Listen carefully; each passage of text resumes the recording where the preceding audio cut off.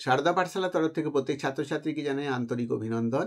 আমার এই ভিডিওয়ে তোমরা শুনতে পাবে নেতাজি মুক্ত বিশ্ববিদ্যালয়ে যারা এডুকেশন বিষয়ে অনার্স পড়ছো তাদের একটি পেপারের কিছু অংশ আমি এখানে আমার ভিডিওর মধ্যে পরিবেশন করব। নেতাজি মুক্ত বিশ্ববিদ্যালয়ে যে সমস্ত ভাই বোনেরা পড়াশোনা করো তাদের প্রত্যেকের না হলেও অন্তত বেশিরভাগ জনই বিভিন্ন কাজকর্মের সঙ্গে যুক্ত, বা তারা জীবনের অনেকটা অংশ টপকে পেরিয়ে চলে এসেছো। ফলবশত তাদের নিয়মিত পড়তে বসা বা পড়াশোনা করা অনেক সময় হয়ে ওঠে না। তারা একটু সহজ সরলভাবে বিষয়গুলোকে বুঝতে জানতে চাও। আমার কাছে বহু ছাত্রছাত্রী আছে বা যোগাযোগ রাখে যারা কিনা এই সুবিধাগুলো নেওয়ার চেষ্টা করে। তো তাদেরকে আমি এই সুবিধা করে দিয়ে বা তাদেরকে আমি এই সহযোগিতার হাত বাড়িয়ে দিয়ে অনেক বেশি আনন্দ পাই এবং তাদেরকে পরীক্ষায় সফল হতে শুনলে আমার ভালো লাগে। তো যাই হোক, যে সমস্ত ছাত্রছাত্রীরা এখনও আমার এই চ্যানেলের বাইরে রয়েছে তারা এই চ্যানেলের সঙ্গে সংযোগ করতে পারো এবং তারা এই চ্যানেলের মধ্যে যে ভিডিওগুলো তোমাদের জন্য দেওয়া হয় তোমরা সেগুলো শুনতে দেখতে পারো। ফলবশত তোমরা পরীক্ষার সময় কিন্তু একেবারে না পড়াশোনা থাকলেও অনেকটা পরিমাণ লিখতে পারবে, এইটুকু আমি নির্দ্বিধায় বলতে পারি। যাই হোক, আমি এখন বিষয়ের মধ্যে আসি। তোমাদের যে CCED 3 যারা এডুকেশন অনার্স পড়ছো তাদের CCED 3 অর্থাৎ ফার্স্ট ইয়ারে যে বিষয়গুলো পড়ানো হয় তার মধ্যে এই বিষয়টি রয়েছে। এই বইটি তোমাদের রয়েছে দেখবে, এবং তার ইউনিট 5, ওই বইটির ইউনিট 5-এ তোমাদের রয়েছে সোশিয়াল চেঞ্জেস বা সোশিয়াল চেঞ্জ যে বিষয়টি রয়েছে অর্থাৎ সামাজিক পরিবর্তন। সেই বিষয় থেকে ছোট ছোট কন্টেন্ট করে আমি 2-3টে বিষয় আজকে এই ভিডিওয়ে আলোচনা করব। তোমরা একটু মন দিয়ে শোনবার চেষ্টা করবে। যেমন একটা বিষয় আছে দেখবে সোশিয়ালাইজেশন।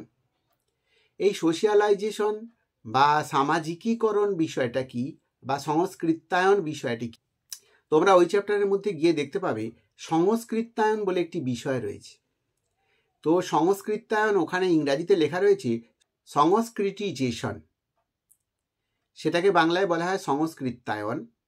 এইটি কাকে বলে, কি এর বৈশিষ্ট্য কি আছে, আমি সেই সম্পর্কে তোমাদের ছোট করে আলোচনা করি। তোমরা একটু শোনো, শুনলে ব্যাপারটা সম্পর্কে তোমরা কিন্তু অনেক বড় করেও লিখতে পারবে। আসলে কোনো একটি নির্দিষ্ট ধর্মের মধ্যে অনেক বর্ণ থাকে। সেই বর্ণের মধ্যে উঁচু নিচু ইত্যাদি বাছ বিচার রয়েছে।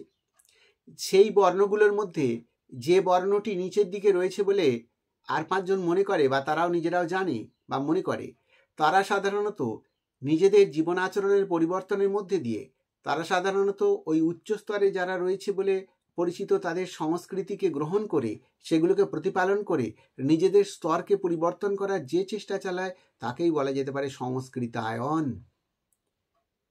কথাটা সহজ করে তোমাদের বোঝাতে পারলাম কিনা জানি না।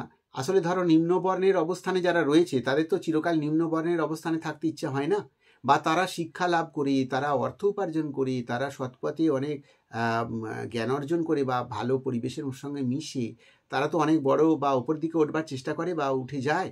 তো তারা যখন এইভাবে কোনো প্রচেষ্টার মধ্যে দিয়ে তাদের সেই নিম্ন বর্ণের অন্তর্ভুক্ততাকে অতিক্রম করে তারা উচ্চ বর্ণের যে জীবনধারণ প্রণালী বা যে সংস্কৃতায়ন বা সংস্কৃতির আচারাচরণ সেই তার মধ্যে যখন অনুপ্রবেশ ঘটায় বা নিজেরা যখন গিয়ে পৌঁছয় তাকেই কিন্তু বলা হয় সংস্কৃতায়ন। এই সংস্কৃতায়নের মধ্যে আমরা কিন্তু অনেকগুলো দিক দর্শন দেখতে পাবো বা চিন্তা জানতে পারবো। এই সংস্কৃতায়ন বিষয়টি নিয়ে প্রথমে যিনি আলোচনা করেছেন তিনি হলেন M.N. শ্রীনিবাস্তব, N.S. শ্রীনিবাস। তাঁর রচিত একটি গ্রন্থ religion and society among the Coorgs of South India, এই গ্রন্থের মধ্যে তিনি এই সংস্কৃতায়ন বিষয়টিকে আলোচনা করেছেন। এই সংস্কৃতায়ন বিষয়টির মধ্যে আমরা কতগুলো বৈশিষ্ট্য দেখতে পাই। প্রথমত হচ্ছে যারা নিম্ন অবস্থানে ছিল বা নিম্ন বর্ণের বলে বা নিম্ন শ্রেণীর বলে চিহ্নিত ছিল তাদের ঊর্ধ্বমুখী গমনের বিষয়টিকে আমরা লক্ষ্য করতে পারি। অর্থাৎ সংস্কৃতায়নে কখনো ঊর্ধ্ব পরিস্থিতির মানুষ নিম্ন পরিস্থিতির মানুষের সমাজের মধ্যে প্রবেশ করে না, সাধারণত নিম্ন পরিস্থিতির মানুষ ঊর্ধ্ব পরিস্থিতির মানুষের সমাজের মধ্যে প্রবেশ করে।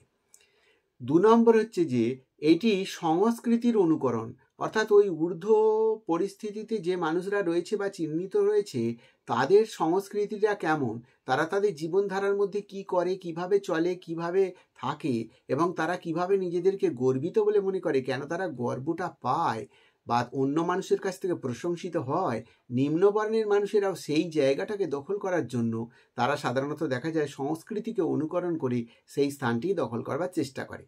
3 নম্বর বৈশিষ্ট্য হচ্ছে কাঠামোতে কিন্তু কোনো পরিবর্তন হয় না। অর্থাৎ যারা নিম্নবর্ণের মানুষের সীমানায় রয়েছে তারা উচ্চবর্ণের মানুষের সংস্কৃতিকে অনুকরণ করে সেই সংস্কৃতিকে প্রতিপালন করার, আমরা অনেক সময় দেখি নিম্নবর্ণের মানুষের বিবাহের অনুষ্ঠানের মধ্যে যে প্রক্রিয়া ছিল বা যে ঘটনাগুলো ঘটতো বা যেভাবে তারা প্রতিপালন করতো, পরবর্তীকালে আমরা এখন দেখতে পাচ্ছি সেগুলো অনেক বেশি পাল্টে গেছে, সেগুলো অনেক বেশি আধুনিক হয়ে গেছে এবং উচ্চ বর্ণের মানুষেরা যেভাবে প্রতিপালন করতো সেগুলোকে অভিজাতভাবে আজকে সেই নিম্নবর্ণের মানুষের বলে যারা পরিচিত, আমি কিন্তু নিম্ন উচ্চ বর্ণের মানুষ বলে কাউকে চিনি না বা কাউকে পরিচিত করতে চাই না, যেটা পাঠ্যের বিষয়ের মধ্যে রয়েছে সেই ব্যাখ্যাটাই শুধু আমি করতে চাই। তো যাই হোক, যারা নিম্নবর্ণের বলে নিজেদেরকে পরিচিত করে তারা কিন্তু ওই উচ্চবর্ণের জীবন ধারণ, উচ্চবর্ণের যে প্রত্যেক দিনের কর্মকাণ্ড সেগুলোকে অনুকরণ করে, সেগুলোকে অনুসরণ করে এবং সেগুলোকেই প্রতিপালন করবার চেষ্টা করে। সুতরাং আমরা সংস্কৃতায়নের মধ্যে যে কি বৈশিষ্ট্য রয়েছে এবং সংস্কৃতায়ন জিনিসটা কি সেটা সম্পর্কে আমরা সংক্ষেপে অবশ্যই আলোচনা করতে পারলাম। এই ভিডিওতে আমি পরের যে বিষয়টি আলোচনা করব সেটা হলো বিশ্বায়ন। তোমরা দেখবে ওই পেজের মধ্যে বা ওই চ্যাপ্টারের মধ্যে এই বিষয়গুলো রয়েছে। তোমরা 3টে বিষয় আমি এখানে আলোচনা করব। প্রথমটা করেছি সংস্কৃতায়ন, এখন করব বিশ্বায়ন, এরপরে আমি আরেকটা আলোচনা করব সামাজিক যোগাযোগ। তো এই 3টে আলোচনা যদি তোমরা শুনে রাখো, ওইখান থেকে কিন্তু যে কোনো প্রশ্ন এলে আমার মনে হয় তোমরা ওটা অ্যাটেন্ড করতে পারবে বা তোমরা অতি সহজে লিখতে পারবে। এবারে আসি বিশ্বায়ন। বিশ্বায়ন কি? সাধারণত তোমরা দেখো মানুষ যোগাযোগ মাধ্যমের উন্নতি ঘটানোর সাথে সাথে পৃথিবীর বিভিন্ন রাষ্ট্রের সাথে, বিভিন্ন প্রান্তের সাথে আর অন্য প্রান্তের মানুষের যোগাযোগ সাধিত হয়েছে। একেই বলা হয় বিশ্বায়ন। অর্থাৎ আর্থিক দিক থেকে, মানসিক দিক থেকে, সংস্কৃতির দিক থেকে, শিক্ষার দিক থেকে, টেকনোলজির দিক থেকে যখন এক দেশের সঙ্গে অন্য দেশ, এক প্রান্তের মানুষের সাথে অন্য প্রান্তের মানুষের ঘন সন্নিবদ্ধ সম্পর্ক গড়ে ওঠে এবং লেনদেন চলতে থাকে, তাকেই বলা যেতে পারে বিশ্বায়ন। তাহলে বিশ্বায়ন মানে সমগ্র বিশ্বকে একটি নির্দিষ্ট ছোট্ট নিরিখের মধ্যে বেঁধে ফেলাকে বিশ্বায়ন বলা হয়েছে। এই বিশ্বায়নের কতগুলো বৈশিষ্ট্য আছে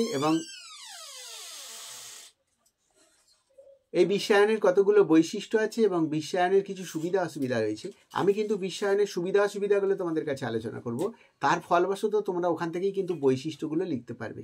অর্থাৎ যে কোনো প্রশ্নের বৈশিষ্ট্য সাধারণত সুবিধা অসুবিধাগুলোকে একসঙ্গে করলে বৈশিষ্ট্য হয়ে যায়, আবার বৈশিষ্ট্যগুলোর মধ্যে ভালোগুলো আর মন্দগুলোকে আলাদা আলাদা করলে তাহলে সুবিধা অসুবিধা হয়ে যায়। আমি সুবিধা অসুবিধার দিক থেকে এখন আলোচনা করলাম। বিশ্বায়নের ক্ষেত্রে যে সমস্ত সুবিধা অসুবিধাগুলি পাওয়া যায় সেইগুলি হলো, সুবিধার কথা প্রথম বলি। এক হচ্ছে যে এক দেশের সম্পদ যখন অতিরিক্ত হয় তখন অন্য দেশের কাছে সেই সম্পদটি প্রেরণ করা যায় বা তাকে বিক্রি করা যায় বা তার কাছে পাঠানো যায়, বাণিজ্য করা যায়। ফলবশত উভয় রাষ্ট্রের পক্ষেই সেটা সুবিধাজনক হয় এবং উভয়েরই মঙ্গল হয়। এক রাষ্ট্রের টেকনোলজি যখন উন্নত হয়, অন্য রাষ্ট্র যখন সেই টেকনোলজিকে ভাড়া নিয়ে গিয়ে বা সেই টেকনোলজিকে সেখানে ব্যবহার করে তার উন্নয়নের কাজকে সমাধা করতে পারে। আমরা অনেক সময় দেখি যে আমাদের দেশে অনেক কিছু নির্মাণকল্পের সময় অনেক বোর্ড দেওয়া থাকে যেখানে বিদেশি কোনো একটা সংস্থার নাম দেওয়া থাকে। ফলবশত বিশ্বায়ন না থাকলে এই যোগাযোগ, এই সম্পর্ক কিন্তু আমরা বজায় রাখতে পারতাম না। 3 নম্বর হচ্ছে যে মানুষের ইচ্ছে থাকে অনেক সময় বিদেশ পরিভ্রমণ করা, বিদেশে গিয়ে বিদেশের মাটিতে কিছুদিন জীবনযাপন করা বা বিদেশের মাটিতে কর্মকাণ্ড সাধন করা বা সেখানে ব্যবসা বাণিজ্য করা বা সেখানে চাকরি বাকরি করা। এই ইচ্ছাটা কিন্তু পূরণ করতে গেলেও আমরা এই বিশ্বায়নের সহযোগিতা পাই বা বিশ্বায়নের দ্বারা আমরা এগিয়ে যেতে পারি। সংস্কৃতির বিনিময়, এক রাষ্ট্রের সংস্কৃতি সেখানে কিভাবে মানুষ জীবনযাপন করে, পরিচালিত করে, যে কিভাবে মানুষ চলে, সেইটাকে দেখে অন্য রাষ্ট্র সেটাকে দেখে শেখে এবং সেই অনুযায়ী তার জীবনযাপনের প্রণালী প্রতিপালন করে। আমরা অনেক সময় দেখি যে আমাদের দেশেও বিদেশ থেকে বিভিন্ন মানুষ এসে এখানকার বেশ কিছু ধর্মীয় বিষয়বস্তুকে তাদের পছন্দ হয় বলে তারা নির্দ্বিধায় এখানে বসতি স্থাপন করেছে এবং বছরের পর বছর ধর্ম সংস্কৃতিকে প্রতিপালন করে যাচ্ছে, আনন্দ উপভোগ করছে এবং তাদের জীবন খুব খুশি রয়েছে বলে আমাদের বাহ্যিকভাবে দেখে মনে হয়। সুতরাং এটাও বিশ্বায়নের একটা সুফল বলে সম্ভব হয়েছে। আর তাছাড়া আমরা অনেক রাষ্ট্র বিপদের মধ্যে পড়লে, অর্থাৎ কোনো প্রাকৃতিক দুর্ঘটনা ঘটলে, কোনো রোগ জীবাণু ছড়িয়ে পড়লে তখনও আর একটা রাষ্ট্র থেকে বা অন্যান্য রাষ্ট্র থেকে সহযোগিতার হাত বাড়ানো হয় এবং তাকে সাহায্যের হাত বাড়িয়ে তাকে সেই বিপদ থেকে উদ্ধার করবার জন্য যথোচিত চেষ্টা করা হয়। ফলবশত সে তখন সেই মুহূর্তে সেই রাষ্ট্রটি পুনরায় মাথা উঁচু করবার একটা সুযোগ পায়। এইভাবে বিশ্বায়নের সুফল অনেক বলা যায়, আমি কতগুলো বললাম। এবার বলি বিশ্বায়নের কুফল। প্রথম কুফলই বলবো, যেটা রিসেন্ট আমাদের কাছ থেকে দেখা দিয়েছিল, সেটা হচ্ছে যে যদি কোনো সংক্রামক ব্যাধি বা অন্য কোনো ব্যাধি, বিশেষ করে সংক্রামক ব্যাধি কোনো রাষ্ট্রের উৎপত্তি ঘটে, যে সংক্রামক ব্যাধিটি অত্যন্ত তীব্র বা ক্ষতিকরবার একটা প্রবণতাবাহী, সেইটি যদি উৎপত্তি হয়, আমাদের এই গ্লোবালাইজেশন বা বিশ্বায়নের ফলবশত কিন্তু সেটি অতি দ্রুত অন্যান্য দেশগুলো বা রাষ্ট্রগুলোতে ছড়িয়ে পড়বে এবং সারা পৃথিবীর মানুষের জন্য নানান রকমভাবে ভুগতে থাকবে। এখন যে রাষ্ট্র থেকে ওই জীবাণুটা বের হলো, সেই রাষ্ট্র হয়তো আর্থিক দিক থেকে উন্নত, সে তার বিপদটাকে সামলে নেওয়ার ক্ষমতা রাখে, কিন্তু অনেক তো এমন রাষ্ট্র রয়েছে যাদের অনেক অসুবিধা রয়েছে, যাদের অনেক আর্থিক দুর্বলতা রয়েছে, তারা কিন্তু এই বিপদের সময় অনেক বেশি ক্ষতিগ্রস্ত হয়। এটা হলো আমাদের বিশ্বায়নের একটা খারাপ দিক। দ্বিতীয়ত হচ্ছে, অনেক সময় অনেক রাষ্ট্র নিজের জিনিসপত্রকে সঠিকভাবে বজায় না রেখেও আর্থিক প্রয়োজনে বা আর্থিক অনটনের কারণে বিক্রি করে দেয়। ফলবশত রাষ্ট্রের মানুষদেরকে সেই দ্রব্য সামগ্রী অনেক বেশি দামে ক্রয় করতে হয়, ভোগ করতে হয়। ফলে বিদেশে রাষ্ট্রের মালপত্র বা জিনিসপত্র বা পণ্য সামগ্রী চলে যাওয়ার জন্য দেশের মানুষকে অনেক বেশি সমস্যার সম্মুখীন হতে হয়। এটা গেল 2 নম্বর। 3 নম্বর হচ্ছে যে বিশ্বায়নের ফলবশত আমরা সাধারণত নিজেদের সংস্কৃতিকে অনেক সময় তুচ্ছ করে আমরা বিদেশের সংস্কৃতি বা বাইরের সংস্কৃতিকে বেশি করে অবলম্বন করি। এর ফলবশত দেখা যায় যে আমাদের নিজেদের সংস্কৃতি ধ্বংসপ্রাপ্ত বা অবলুপ্তির পথে এগিয়ে চলেছে। এটা কখনোই কাম্য নয়। 4 নম্বর আমরা বলতে পারি যে অনেক সময় দেখা যায় যে অনেক রাষ্ট্রের কাছ থেকে অন্যান্য রাষ্ট্র ঋণ নেয় বা সুযোগ সুবিধা না বা ব্যবসা বাণিজ্য করে, কিন্তু হঠাৎ করে সেই রাষ্ট্র যদি এই রাষ্ট্রটিকে বাধা দিয়ে দেয় বা সেই থেকে মুক্ত করে দেয় বা তাইতে আর অংশগ্রহণ করতে সুযোগ না দেয়, তখন এই রাষ্ট্রটির পক্ষে বা এই দরিদ্র রাষ্ট্রটির পক্ষে বেশ একটা বিপজ্জনক অবস্থার পরিস্থিতি হয় এবং সে বেশ এর জন্য নানাভাবে তাড়িত হতে থাকে। এইভাবে আমরা বিশ্বায়নের সুফল কুফল বললাম। বিশ্বায়ন কাকে বলে বললাম। বিশ্বায়নের ইংরাজি হচ্ছে গ্লোবালাইজেশন। এইটা সম্পর্কে তোমাদের কোনো প্রশ্ন এলে তোমরা কিন্তু লিখতে পারবে। আবার এরপরে আসি আমি সামাজিক যোগাযোগ। প্রথমত সামাজিক যোগাযোগ কাকে বলে? আমরা যখন সমাজকেন্দ্রিকভাবে একজন মানুষের সাথে আরেকজন মানুষের যোগাযোগ সাধিত করি, তাকেই বলা হয় সামাজিক যোগাযোগ। যেমন কোনো উৎসব অনুষ্ঠান ইত্যাদির ক্ষেত্রে একসঙ্গে অনেক মানুষ আমন্ত্রিত হয় এবং সেখানে যায়, প্রায় প্রত্যেকের সাথে কথাবার্তা বলে এবং একে অপরের সঙ্গে আলাপ আলোচনা করে ইত্যাদি। এটা কিন্তু একটা সামাজিক যোগাযোগ। সামাজিক যোগাযোগ এরকম নানানভাবে হতে পারে। মেলার মধ্যে দিয়ে প্রচুর মানুষের সামাজিক যোগাযোগ হয়। রবীন্দ্রনাথ তাই মেলার মাধ্যম দিয়ে মানুষের যোগাযোগের দৃঢ়তাকে সঙ্ঘবদ্ধ করে রাখার জন্য বারবার করে নির্দেশ দিয়েছিলেন। তো এছাড়া নানান ধর্মীয় অনুষ্ঠানের মধ্যে দিয়ে হয়, নানান পারিবারিক অনুষ্ঠানের মধ্যে দিয়েও আমরা মানুষের সাথে মানুষের যোগাযোগ করি। তাছাড়াও রাষ্ট্রের সাথে রাষ্ট্রেরও সামাজিক যোগাযোগ করি। একটি ধর্মের মধ্যে যখন বর্ণের বিভেদ্যতা রয়েছে, তখনও এক বর্ণের মানুষ অন্য বর্ণের মানুষের সাথে সামাজিক যোগাযোগ করে।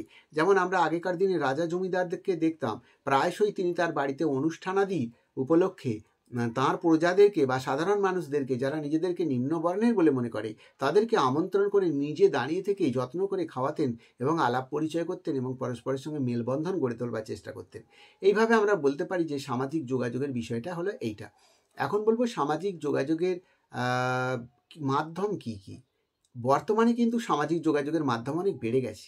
আমরা আগে দেখেছি রেডিও, তারপরে বিভিন্ন ধর্মালয়, মন্দির মসজিদ বা আমাদের লাইব্রেরি, বিদ্যালয়, বিভিন্ন আনুষ্ঠানিকতা, তো এর মধ্যে দিয়ে আমরা সামাজিক যোগাযোগ সাধিত করতাম। কিন্তু পরবর্তীকালে বেতার এসেছে বা রেডিও এসেছে, আরও পরবর্তীকালে ইন্টারনেট এসে পড়ার ফলে আমরা সামাজিক যোগাযোগ অত্যন্ত দ্রুত সম্পর্ক তৈরি করে ফেলতে পারি এবং আমরা সামাজিক কোনো বিষয়বস্তুকে অতি তাড়াতাড়ি সমাজের মধ্যে ছড়িয়ে দিতে পারি এবং মানুষের সাথে দূর স্থানের মানুষেরও অতি সহজে আলাপ পরিচয় হচ্ছে এবং চেনা জানা হচ্ছে এবং কাজকর্মের ব্যাপারে বা শিক্ষার ব্যাপারে বা অন্যান্য ব্যাপারে আমরা অনেক বেশি অগ্রসীল হচ্ছি। সামাজিক যোগাযোগের মধ্যে দিয়ে কিন্তু আমাদের প্রচুর পরিমাণে সুযোগ সুবিধা থাকে বা আসে বা আমরা লাভবান হই। যেমন হচ্ছে যে আমরা শিক্ষার নতুন নতুন দিগন্তকে জানতে পারি।